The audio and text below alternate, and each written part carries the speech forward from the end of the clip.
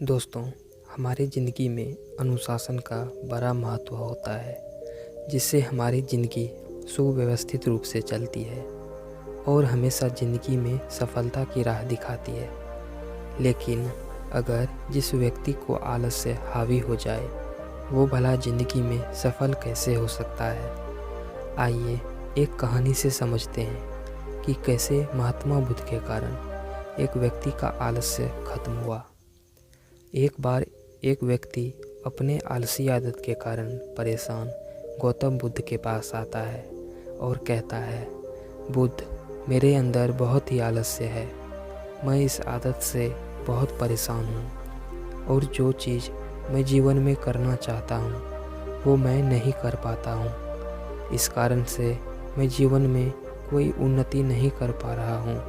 कृपया करके मुझे इस आलस्य से छुटकारा पाने का सुझाव बताएं, जिससे मुझे आलस्य से मुक्ति मिल जाए। यह सुनकर गौतम बुद्ध मुस्कुराते हैं और उस व्यक्ति से कहते हैं, तुम्हें कैसे पता कि तुम्हारे अंदर आलस्य है? उस व्यक्ति ने कहा, केवल मैं ही नहीं बल्कि मेरा पूरा परिवार भी यही कहता है कि मैं एक आलसी व्यक्ति हूँ। बुद्ध ने कहा, क्या तुम मुझे इसका प्रमाण दे सकते हो कि तुम एक आलसी व्यक्ति हो? तब उस आलसी व्यक्ति ने कहा, हाँ बुद्ध, मैं प्रमाण दे सकता हूँ।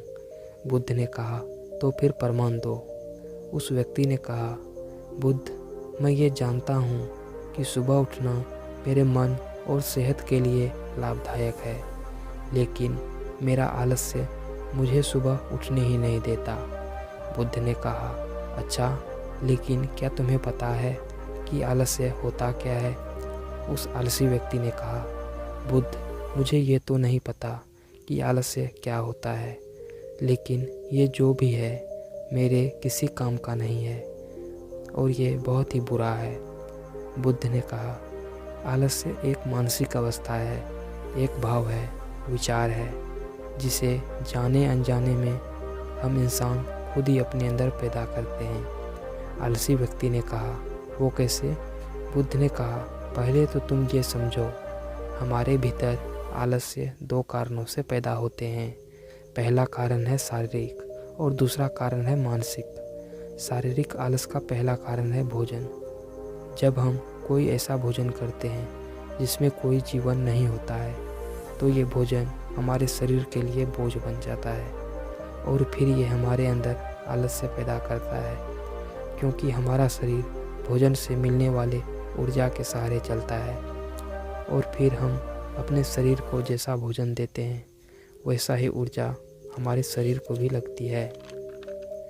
अगर तुम आलस्य से बचना चाहते हो तो आसानी से पचने वाले और प्राकृतिक रूप से प्राप्त होने वाले भोज्य पदार्थ को खाने में शामिल कर लो। शरीर के स्तर पर आलस्य का दूसरा आदत है गलत तरीके से चलना, गलत तरीके से बैठना और गलत तरीके से सोना। गौतम बुद्ध ने आश्रम के भिक्षुओं की तरफ इशारा करते हुए उस आलसी व्यक्ति से कहा, अगर तुम ध्यान से देखो तो तुम्हें आश्रम के भिक्षुओं को चलते, बैठते और सोने की अवस्थाओं में एक विशेष प्रकार का संतुलन नजर आएगा। जब ये चलते हैं तो इनके पैरों के बीच एक तालमेल होता है। जब ये बैठते हैं तो इनकी रीढ़ की हड्डी सीधी होती है और जब ये सोते हैं तो इनका शरीर शिथिल होता है। इनके शरीर के किसी भी अंग पर कोई भी तनाव नहीं होता है, जिसके कारण इन्हें गहरी और आनंददायक नींद होती है। उस आलसी व्यक्ति ने पूछा, बुद्ध, क्या पर्याप्त नींद लेना भी उतना ही जरूरी है? बुद्ध ने कहा, हमेशा पर्याप्त मात्रा में सोना लाभकारी होता है। अगर तुम आज रात पर्याप्त नींद नहीं लेते तो तुम्हारा कल का पूरा दिन थकान और आलस्य से भरा होता है। इसीलिए पर्याप्त नींद लेना भी उतना ही ज़रूरी है। आलसी व्यक्ति ने कहा, हाँ, यह तो मैंने भी महसूस किया है। बुद्ध ने आगे कहा, शरीर के स्तर पर आलस्य का तीसरा कारण है सुबह जल्दी ना उठना। यह सुन उस आलसी व्यक्ति ने कहा, हाँ बुद्ध, मैं तो सुबह जल्दी उठ ही नहीं पाता।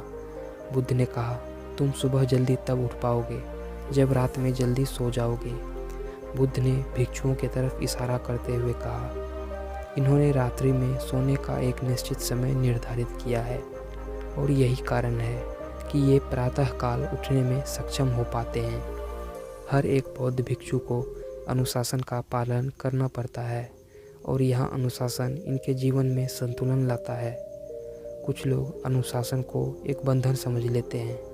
उन्हें लगता है कि अनुशासन उन्हें बांधता है, लेकिन सच्चाई तो ये है कि अनुशासन हमें बांधता ही नहीं है, बल्कि हमें स्वतंत्र करता है। इसीलिए तुम शारीरिक तौर पर आलस्य से छुटकारा पाना चाहते हो तो खुद को अनुशासन में ढालो और दिनचर्या का पालन करो।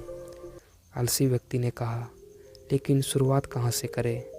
सही तरीके से भोजन करने से, सही तरीके से बैठने से, सही तरीके से सोने से, या फिर सही तरीके से चलने से? बुद्ध ने कहा, शुरुआत अभी से करो। जो भी इस समय कर रहे हो उसे पूरे ध्यान से करो। पहले तुम मन के स्तर पर आलस्य को समझो। मन के स्तर पर आलस्य का पहला कारण है हमारी पुरानी गलत धारणाएं। जब हम किसी काम के लिए खुद को काबिल नहीं समझते, तब हमारे भीतर आलस्य पैदा होता है। अगर हमारे मन में यह विश्वास कर लिया कि पिछली बार की तरह इस बार भी इस काम में असफल ही होऊंगा, तो उस काम को करने में हमें आलस्य ही आएगा। जबकि हम खुद को ये नहीं समझा पाते कि पिछली बार और इस बार में बहुत फ़र्क है। अब हम मानसिक तौर पर वो नहीं हैं जो पहले थे। हमने पिछली हार से बहुत कुछ सीखा भी है। इसीलिए मानसिक आलस्य से बचने के लिए सबसे पहले खुद पर विश्वास करना सीखो। मानसिक आलस्य का दूसरा कारण है छोटी सोच और व्यक्तियों का साथ करना।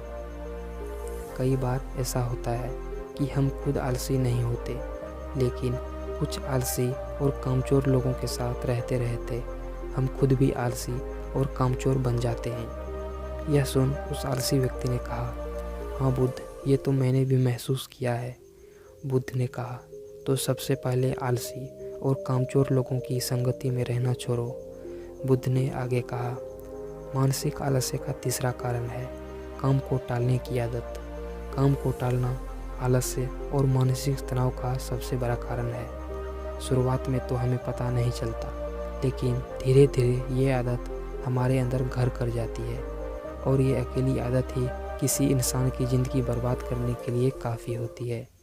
इसीलिए जो काम आज किया जा सकता है उसे कल पर कभी न टालो। बुद्ध ने कहा, मानसिक आलस्य का चौथा कारण है लक्ष्य का स्पष्ट न होना। मान लो तुम एक बड़े से रेगिस्तान में फंस गए हो और तुम्हें जोरों की प्यास लगी है, तब तुम क्या करोगे? उस आलसी व्यक्ति ने कहा, मैं पानी की तलाश नहीं करूँगा। मैं कोशिश करूँगा कि जल्द से जल्द रेगिस्तान के पास वाले गांव में पहुँच जाऊँ। बुद्ध ने आगे कहा, लेकिन बहुत कोशिश करने के बाद भी अगर तुम्हें पानी ना मिले तो तुम क्या करोगे? उस आलसी व्यक्ति ने कहा, मैं तब भी प्रयास करता रहूँगा, क्योंकि मेरे पास प्रयास करने के अलावा कोई दूसरा विकल्प नहीं होगा। गौतम बुद्ध ने मुस्कुराते हुए कहा, इंसान को आलस्य तभी घेरता है जब उसके पास कोई स्पष्ट लक्ष्य ना हो या फिर उसके समक्ष बहुत से विकल्प उपलब्ध हो। इसीलिए लक्ष्य का निश्चित होना परम आवश्यक है। अगर तुम सुबह उठकर व्यायाम नहीं कर पा रहे हो तो उसका कारण तुम्हारे नज़र का स्पष्ट न होना है। अभी तुम भविष्य में होने वाले रोगों और उससे होने वाले पीड़ा को स्पष्ट रूप से महसूस नहीं कर पा रहे हो। बुद्ध ने आगे कहा, मन के स्तर पर आलस्य का पांचवा कारण है किसी काम को करने की कोई वजह न होना। मान लो तुम बहुत से कीमती गहने लेकर एक सुनसान रास्ते से गुजर रहे हो। तुम चलते चलते बहुत थक चुके हो और तुम्हारा बैठने का मन कर रहा है और तुम एक बड़े से पेड़ के नीचे आराम करने के लिए बैठ जाते हो। तुम अभी बैठे ही थे कि तुमने देखा कि दूर से एक डाकू तुम्हारे ओर भागे आ रहे हैं। तो ऐसे परिस्थिति में क्या तुम्हारा आलस्य तुम्हें भागने से रोक सकेगा? नहीं ना।